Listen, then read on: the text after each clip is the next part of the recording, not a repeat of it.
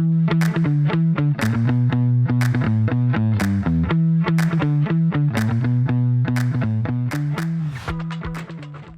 everyone. I'm Wendy Liebmann, CEO and Chief Shopper at WSL Strategic Retail, and this is Future Shop. This is where I talk to innovators, disruptors, and iconoclasts about the future of retail. My guest today is my colleague and partner in crime on all things Shopper Insights, our Director of Insights, Debbie Kelly. Hello, Debbie Kelly. Hi, Wendy. How are you today? I am well. Nice to see you up close and personal, almost. It's good to be back. Indeed. Lovely to have you here again to talk about our latest research. This is all about the seismic shifts that we have been seeing in our population work that we've been doing. And, you know, some of us could say, oh, we do is talk about demographics, we talk about Gen Z, we talk about millennials, we even talk about Gen A, how annoying are all these people. We took a slightly different tack on this. So what did we do and why did we do it? Sure. So, one of the things we started to notice is there were some really significant shifts happening kind of underground, if you will, thus the seismic reference. We know seismic activity leads to earthquakes.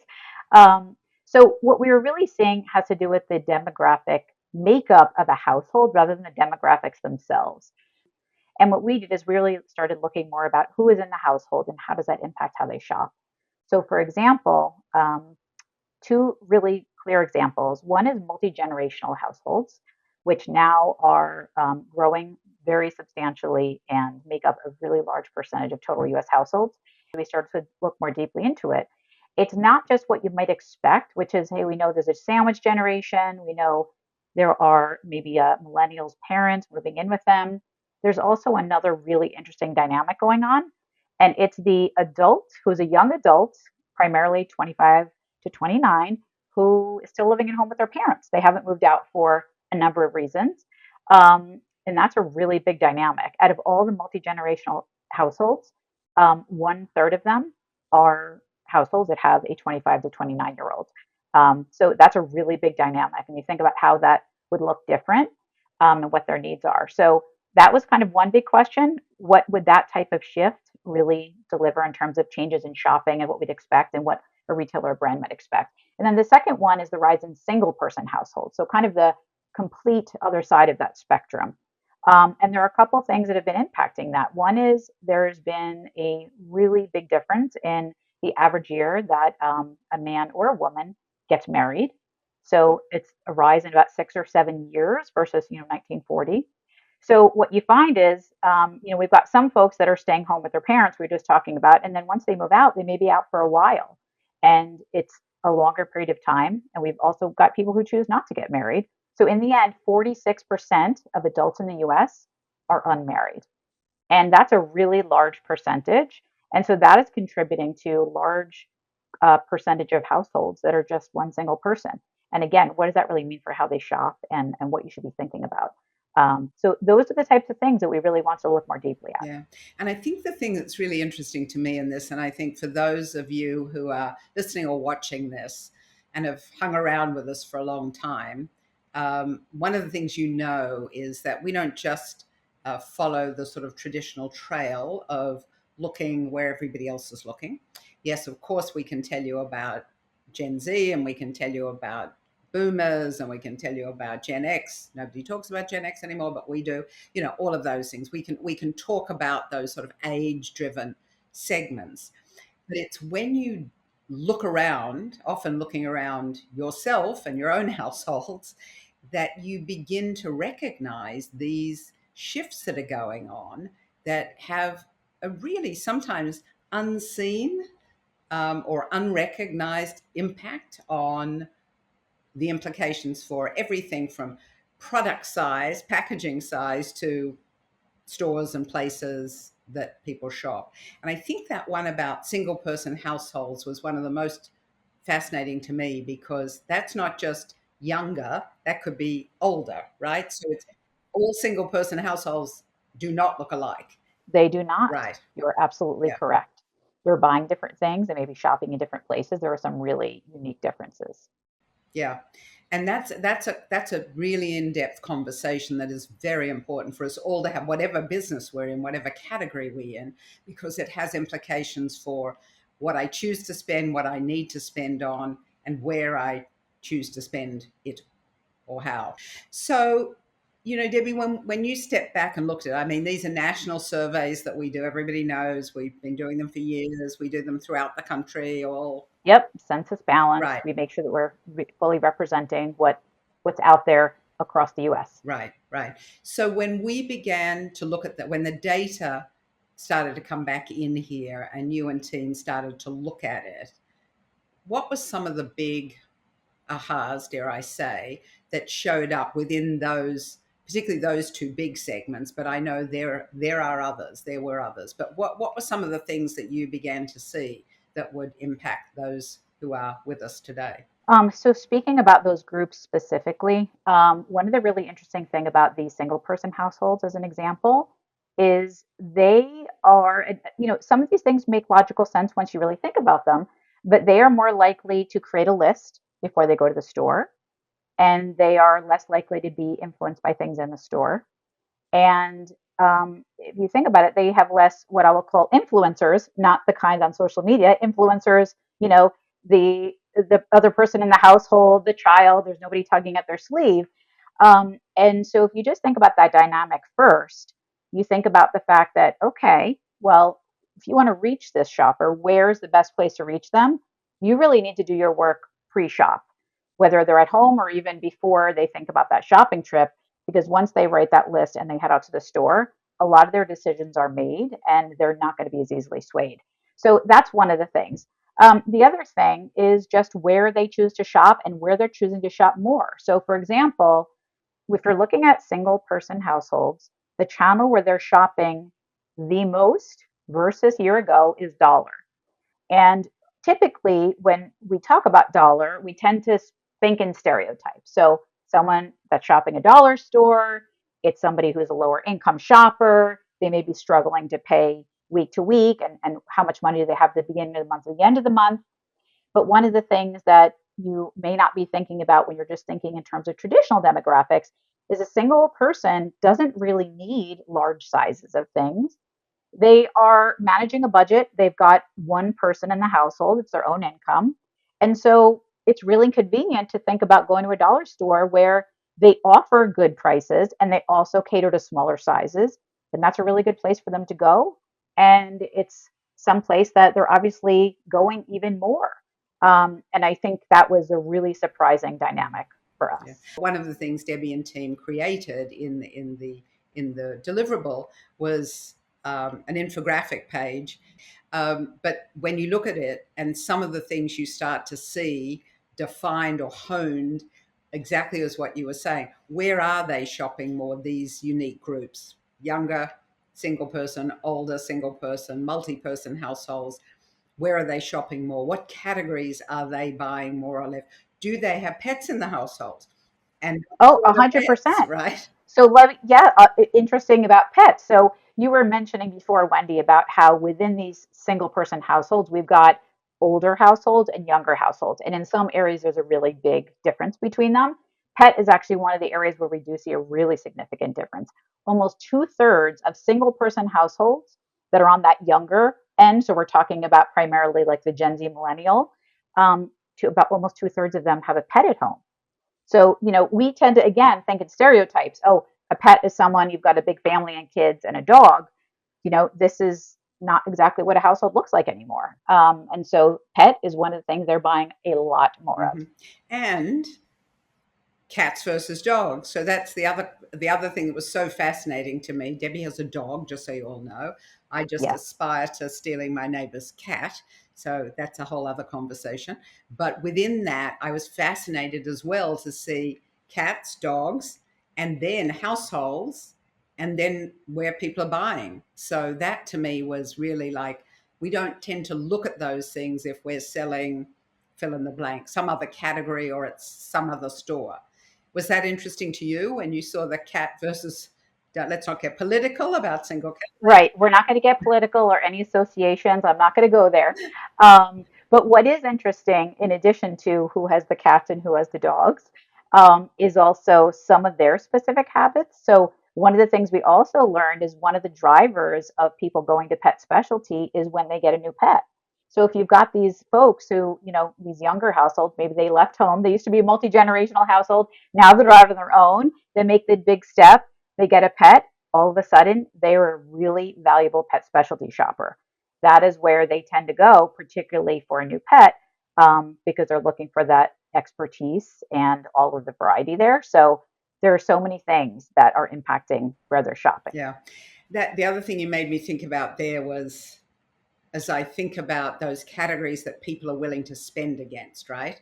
So again, household configuration, who's in that household, single, to get single older, single younger, all of these things, which seem, in if we observe, we know that. We know people around us, right? We don't have to look at the sense of data. We don't even have to look at our data until you start to need to be more nuanced.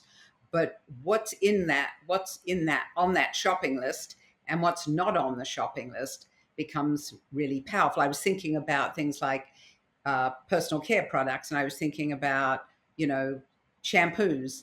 I've got 4 different age groups in my house, and everyone has a different shampoo, right? Those sorts of things that, unless you understand who's in the house, um, you don't know how you need to be marketing all of those products or those categories.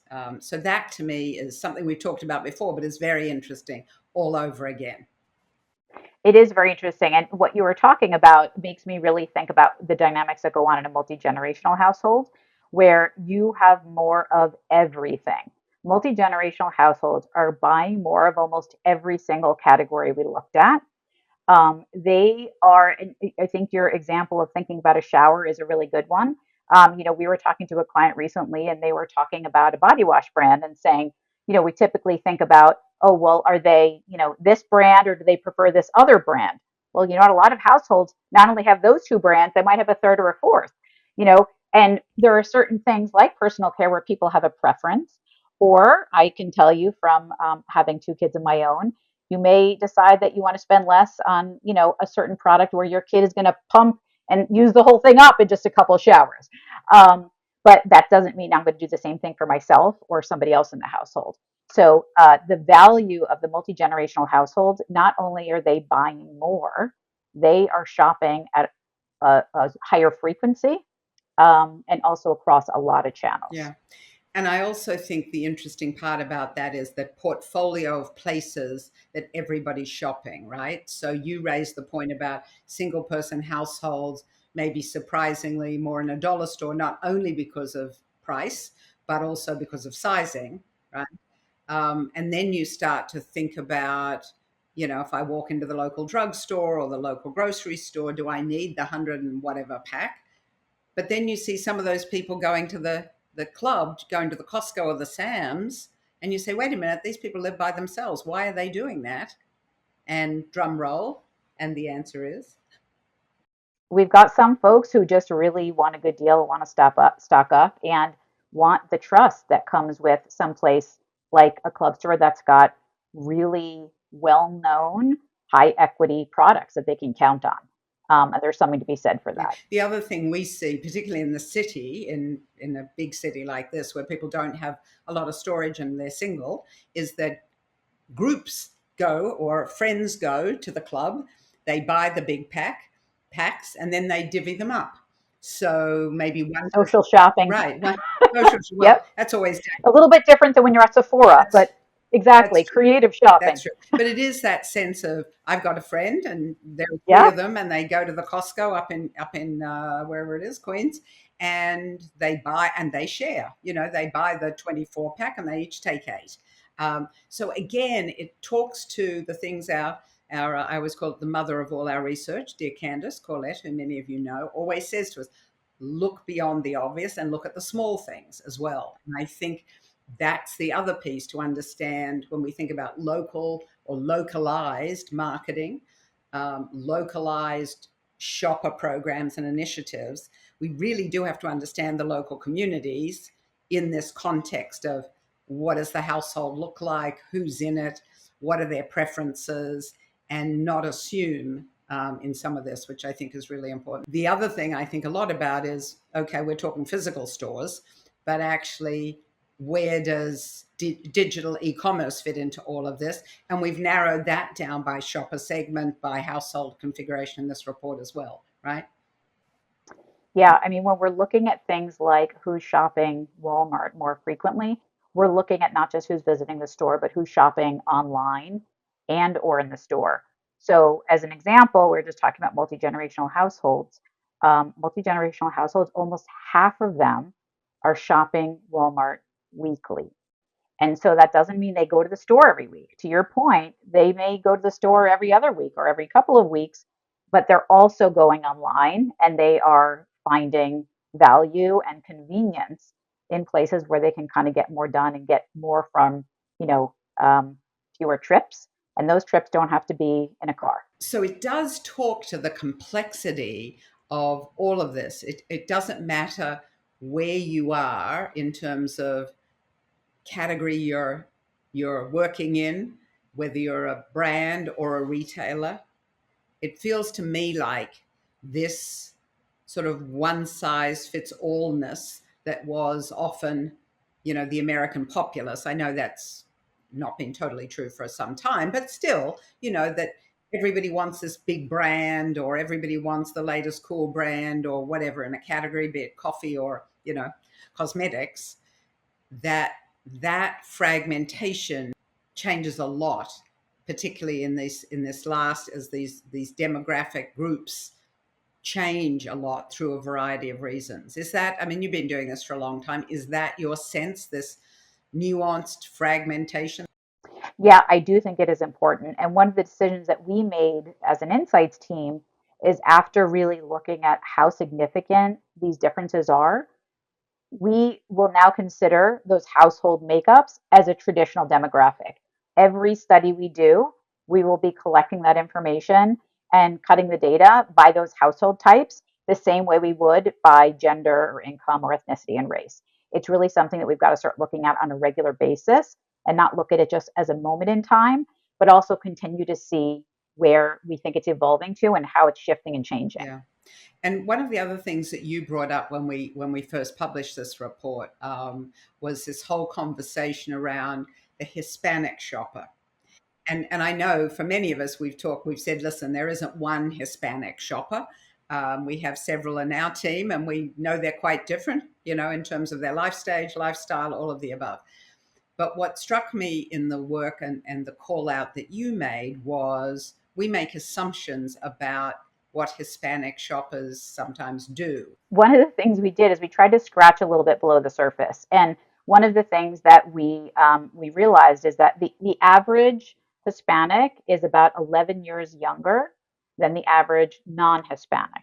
And so what happens when you look at the data for Hispanics, if you don't try to look and break that down by generation, what tends to happen is because there are more younger people, Hispanic data looks different and it's really skewed because it's just younger age.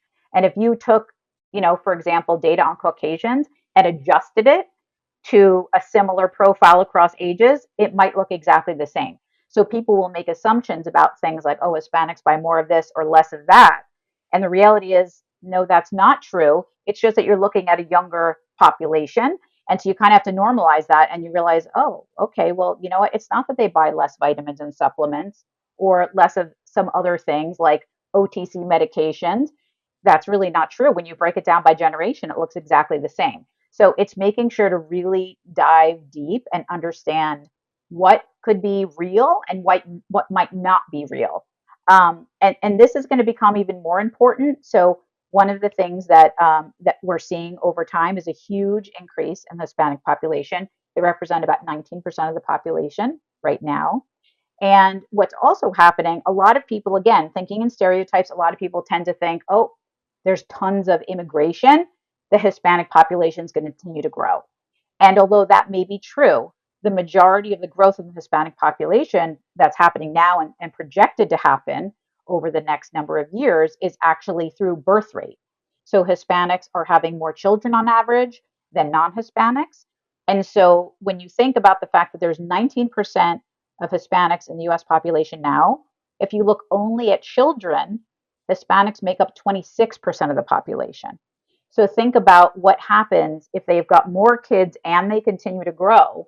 Not only do they continue to be really important, but you just have to be that much more mindful about making sure that, again, you're really looking below the surface and making sure just because, your bubble of lots of younger people who haven't aged yet isn't necessarily going to cloud your judgment. Yeah. And then there could be still at home, multi-gender, or they could be single. It's so the overlaying of this becomes so important, right? We shared some of this with one of our clients recently, and this is a pretty sophisticated, big global company. And I remember the president of North America saying, you know what, we've created all these segments that we are looking at for the future growth for the next 5, 10 years. She said, we're not even looking at household configuration. We are looking, yes, we look at the number of people who live in the household, but we're not, that's just sort of in the sort of broader terms. We're not really understanding these kinds of nuances. And what struck me about that was not that they weren't, that was interesting by itself, but that we're all, and you and I hear this all the time, our whole team does, is this just worrisome issue around traffic in stores, around volume, all of these things. And yet here are these, if understood, these opportunities by looking at the population in real terms, really how they live, not how we think they live, and the ability to target both product, size, where they're sold, how it's just a massive opportunity. So I don't know, my frustration is that we're looking for growth. Well, guess what? It's right in front of us if we look more closely. Um, Yeah, I mean, one of the things I think is a natural response to hearing about single person households is, well, they don't buy as much, there aren't as many people. But one of the things we do see with single person households is if they have extra money, they're more likely to spend it versus save it. They're more likely to splurge on physical items versus experiences. So they're not solely going and traveling, And so, do you have physical items you want to sell them? They are open and they're willing to spend. They're not squirreling away all their money. We also see, and this has come up in a couple of studies, and we're seeing it again, particularly with single person households. Those younger ones, they also are really interested in treating themselves and treating themselves well. So what that means is, even if you have a budget, you want to treat yourself, and that's something that's very important to people. So it's just how do you? There's many different ways to skin a cat. yeah, yeah. I'm always, again, sometimes the opportunities are right in front of us. And I think about the focus of how people are thinking about and wanting to take care of their own health, looking at these as new demographic segments, not just the typical age, income, ethnicity. And then the newer work we're doing, where we're talking about how do we think about trust and how are different groups in the population really, what's important to them when they go to buy products, goods, and services. So this whole continuing story from how America shops. Was there one thing beyond cats and dogs? Was there one thing beyond that that just you've still been noodling on that you're thinking about? One of the things that really surprised me, it was one of those moments where you stop and really think about how much has changed. So we were looking at the dynamics of shoppers across different channels. And of those shopper groups shopping each of those channels or key accounts, what percentage of those are weekly shoppers? And what we saw was that Walmart has a larger percentage of weekly shoppers than a supermarket does. And when I thought, wow, when you think about where do people go every week, we're all trained to just think it's the supermarket. And that really made me stop and think, this is really a very big shift, and what does that mean for kids growing up in a household now and where they think their weekly shopping would be done? And again, let's remember that weekly shopping may not necessarily mean getting in your car or taking, transportation to get to the store. Part of that is the ability to do online and offline. With Walmart being so dominant in that area, it also just really made me think about how well they're doing with, they put a lot of focus on seamless integration of online and offline. And so, when we think about your shopping experience and where you're going to shop, one of the ways that you can increase the frequency of people shopping is to get them whether they want to be shopping Yeah. online or in person. Yeah. So that was a really big aha moment. Yeah. And I do think that as a sort of closing thought is so powerful, because we do think about, or we need to rethink that sort of old world of what's the frequency people are everywhere. Is the drugstore the place that people go once a month to get a prescription, once every 3 months to refill a prescription, and that's the major driver? So to think about sort of wrapping up here, one of the things that really strikes me about this, and you've said it in a few different ways, is for most of us working in this space, there are these sort of precepts of who we look at, how we look at them, and also how we look at the places they go to shop, and that notion of Walmart being the weekly place. Now we get the kind of weekly stock up, or the weekly grocery, but those Walmarts aren't necessarily on the corner near the grocery store in the city or the suburbs. So the implications for the grocery store, the implications for the drugstore, where, traditionally it was you'd go once a month to get a prescription refilled, or once a quarter to get a prescription refilled. I don't know, is it the daily store now? You pop in to get the milk, the candy, all of those things. I just start to think again about that sort of kaleidoscope of rationales that we thought about when we thought about our shopper insights work, our shopper marketing work, our brand building, our package size, our shelf configuration, all of those things now that you talked about seismic shifts. Yeah. At the very beginning. And Yep. this feels like there's a lot going on. There is a lot going on, and another shameless plug for something that we've got coming in the next round of research as well. I mentioned the notion of Walmart and the whole idea of being online, offline, and you were talking about what can I order every day. One of the things that we're looking more deeply at in this next study is looking at Walmart Plus as an example, and looking at how are shoppers using Walmart Plus versus how they use Amazon. How is it similar? How is it different? We know Walmart Plus has been really successful in giving Amazon a run for its money. And we really want to get a better understanding of those households and how they're utilizing them and how they're perceiving them. So that's more good stuff to come. While I was talking to Debbie, my doorbell rang. And of course, that was my grocery delivery just being dropped at the door of my apartment. That doesn't mean I don't go to a supermarket. I do. If we stop to think about what our own household configurations look like, or our friends and neighbors and families and grandparents and whatever, we would have great insight into where some of these opportunities are really emerging. So for those of you who are complaining about volume, traffic, all of those things, pay attention. There's more on this for any of you at our website, and there's more on this. Just ask us. We're here. Thank you, Debbie. As always, we look forward to your next visit to the future. Thanks for having me. Cheers for now.